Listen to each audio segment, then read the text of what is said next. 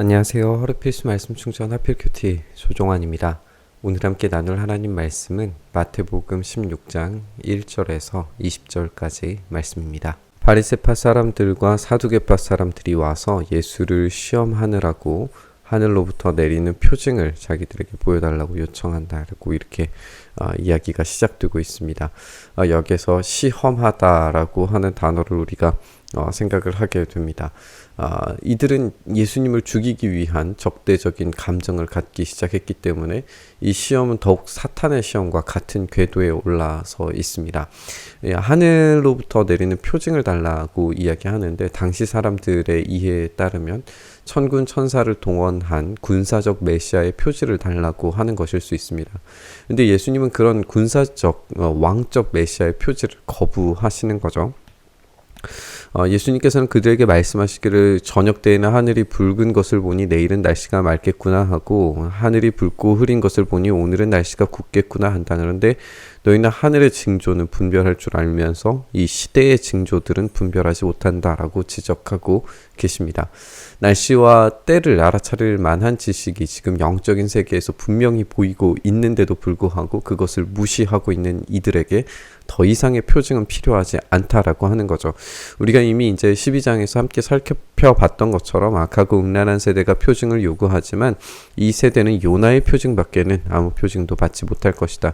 결국 예수님의 죽으심과 부활에 대한 표지밖에는 이들이 얻을 수 있는 것이 없습니다. 그리고 나서 예수님께서는 그들을 남겨두고 떠나가세요. 바리새파 사람들과 사두개파 사람들은 예수님을 본격적으로 거절할 의사를 이미 이제 여기서 보이고 있는 중이고 예수님은 그들을 남겨두고 떠나심으로써 표적을 구하는 그들을 거절하고 계십니다. 이 양쪽의 거절이 이 둘 사이를 완전히 분리시키고 있는 것을 우리가 보게 되는 거죠. 제자들이 건너편에 이르렀는데 그들은 빵을 가지고 오는 것을 잊었습니다. 이 빵이 지금 굉장히 중요한 주제가 되고 있는데 예수님께서 그들에게 말씀하시기를 너희는 바리새파 사람들과 사두개파 사람들의 누룩을 주의하라고 경계하여라 라고 이렇게 말씀하세요. 근데 그들이 수근거리면서 말하기를 우리가 빵을 가지고 오지 않았구나 라고 하는 자신들의 실수에 대해서 이야기하고 있습니다. 예수님께서 이것을 아시고서 말씀하세요. 믿음이 적은 사람들아 어찌하여 빵이 없다는 것을 두고 서로 수군거리느냐. 아직도 깨닫지 못하느냐. 5,000명이 먹은 그 빵 5개를 기억하지 못하느냐. 부스러기가 몇 광줄이나 거두었느냐. 또 4,000명이 먹은 그 빵 7개를 기억하지 못하느냐. 부스러기를 몇 광줄이나 거두었느냐. 내가 빵을 두고 너희에게 말한 것이 아님을 너희는 어찌하여 깨닫지 못하느냐.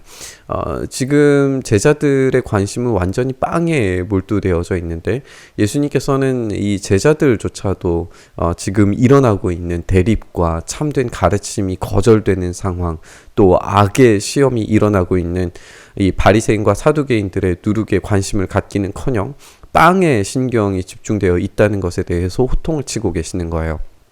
지금 문제는 그 빵의 문제가 아니라 진리를 향해서 흔들리지 않는 굳건함이어야 됩니다. 이것이 준비되지 않는 이상 교회는 위태로울 수밖에 없어요. 근데 예수님은 지금 여기에서 이 믿음이 없는 자들아 라고 그렇게 이야기하시지만 그 책망하고 그들을 가르치시는 데 있어서 포기하거나 그들을 버리시지 않으십니다. 그들에게 다시금 가르치세요. 기억하게 만드시죠. 어떤 사건들이 있었는지 기억하게 하시고 그리고 중요한 핵심을 다시 한번 말씀하십니다. 그들을 단단히 다져가시는 거죠. 기억하게 하시고 본질을 전달하십니다. 이제 제자들은 다음 스텝을 준비해야 되기 때문에 그래요. 바리새파 사람들과 사두개파 사람들의 누룩을 경계해라 라고 하는 이 이야기를 단단히 가르치고 계십니다.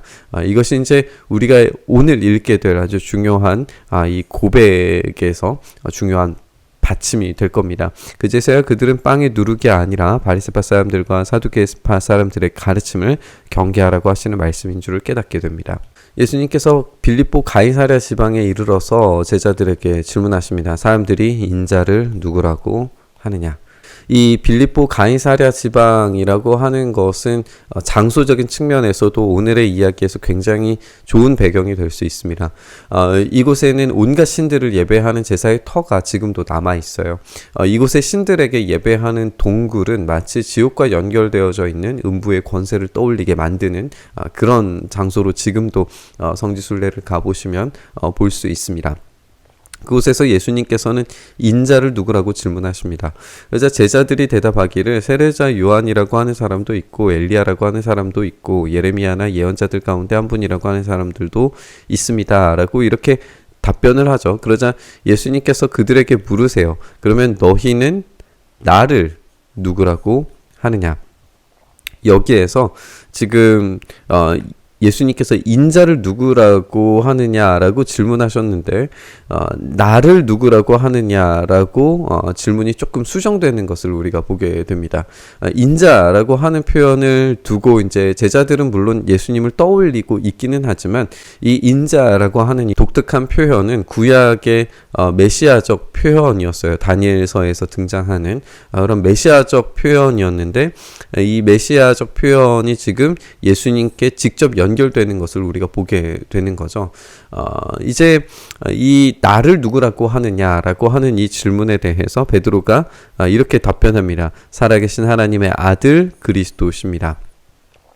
베드로가 드디어 완전한 지식을 얻었나 이렇게 생각이 들 정도로 아주 완벽한 답변을 주고 있어요. 우리가 이후에 벌어질 일들을 알고 있는 이제 우리로서는 의심스럽죠. 사실 이게 정말 참된 지식이 있었을까? 그런데 이 시점에서만큼은 베드로가 정말 놀라운 참다운 고백을 드렸다는 사실은 의심의 여지가 없습니다.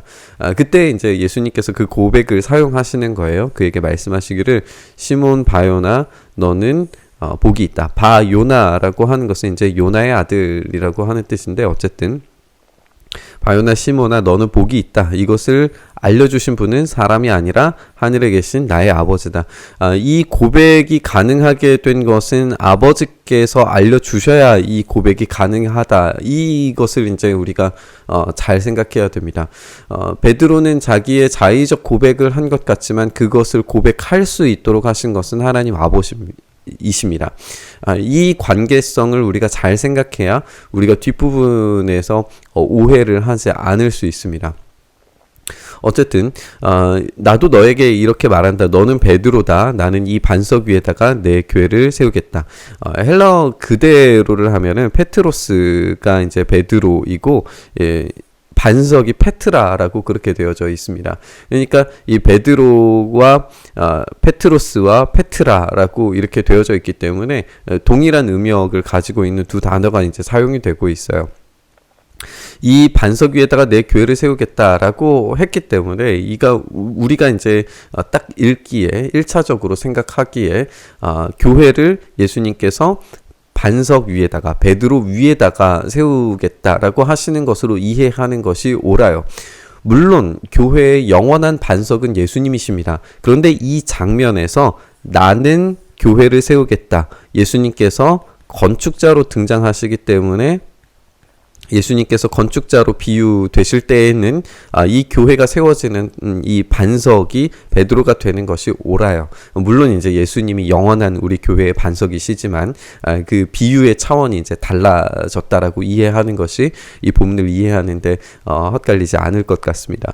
어쨌든 이 베드로 위에 교회를 세우겠다라고 말씀하시는데 죽음의 문들이 그것을 이기지 못할 것이다. 지금 이들이 서 있는 장소 우리가 빌립보 가이사랴라고 하는 장소를 생각했을 때 죽음의 문들은 분명히 그 이방 신들을 위한 제사의 어떤 동굴 이런 것들을 생각이 들게 만들기도 해요. 그리고 이 베드로라고 하는 인물이 보여주는 어떤 교회사적인 일들을 생각을 해보면 베드로는 성령 강림 때 그리고 사마리아인들에게 이제 복음을 전할 때 그 세례를 줄 때 그리고 이방인 선교에서 그 중재 역할을 할 때에 그 시작을 알리는 자로 항상 등장을 하죠. 그러니까 어떤 위기에 닥쳤을 때에 문제가 생겼을 때에 그 하나님 나라의 확장과 시작을 보여주는 그런 인물로 등장하기 때문에 이 본문을 그렇게 역사와 연결해서 생각해 보는 것이 좋겠어요.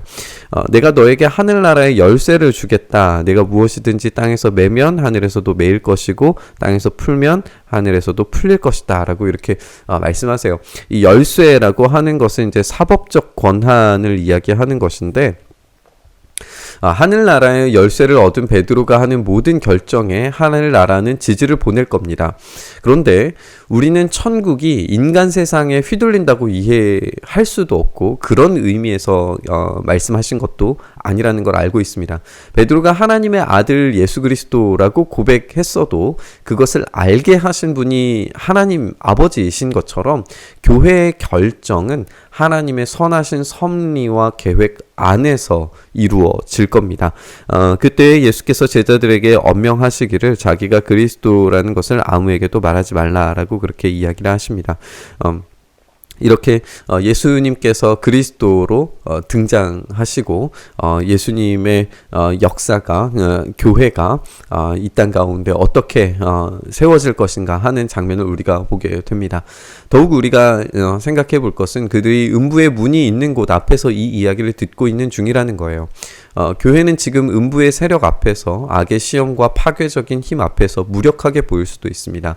그런데 베드로로 대표되는 교회는 하늘나라의 권세 또 그 권한과 연결되어져 있기 때문에 놀란드라고 하는 신학자의 표현처럼 교회는 음부의 문을 부셔버릴 수도 있고 하늘의 문을 열 수도 있습니다. 이런 이해에 따라서 반석 위에 세워진 교회는 음부의 속박에서 백성을 구출하고 그들을 위해서 하늘나라에 있는 미래를 열어주는 그런 비전을 소유하고 있다라고 이해할 수 있습니다. 우리 주님의 나라는 악의 시험과 음부의 권세 앞에 놓여진 모양이지만 오히려 그것들을 극복하고 정복하며 승리의 권세가 이 땅에 임하기를 하늘에 구할 수 있습니다.